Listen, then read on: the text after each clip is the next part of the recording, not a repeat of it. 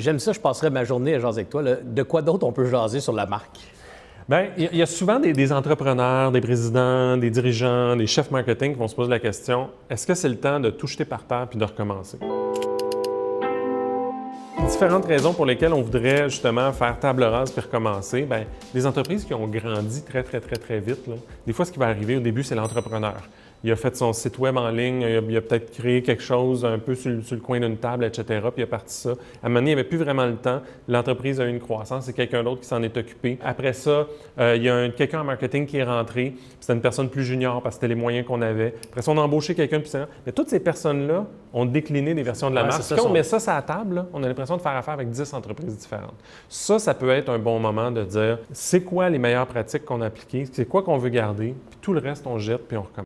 En fait, ce que tu dis, c'est que peut-être qu'à un moment donné, dans la croissance de l'entreprise ou un stade de l'entreprise, il est peut-être temps de choisir une image stable. Donc, d'arrêter de passer de la phase adolescent rebelle à la phase adulte où on se donne un style puis dit, bon, ben ça, c'est mon look, puis il reste pas mal plus constant dans ce look. Mais ce qui arrive, c'est que des fois, cette situation-là, c'est que tu es rendu avec des adultes.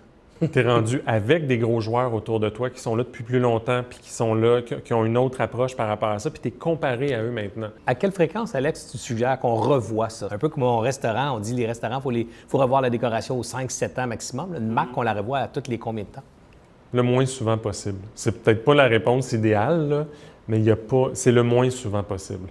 Je pense que le marché va parler d'abord. Quand on commence à être gêné de notre marque, parce que là, on a fait une croissance, on est comparé à d'autres joueurs maintenant, où il y a des nouveaux venus qui, eux, ont le petit look rebelle, puis nous, on a peut-être le look un petit peu trop classique.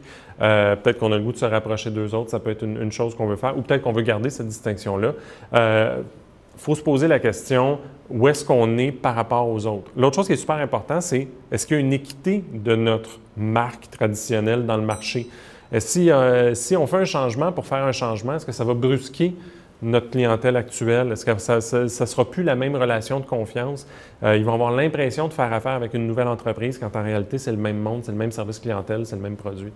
Alex, dans le domaine des marques, as-tu un exemple concret là, de quelqu'un qui a changé sa marque, là, qui a changé son image, son logo, puis tout le kit, là, puis que c'était une catastrophe pour eux autres? Une qui me vient en tête, c'est Gap.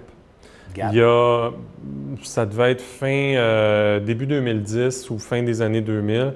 Gap ont décidé de faire un changement. Gap, on les connaît sur le grand G étiré, le grand A et tout.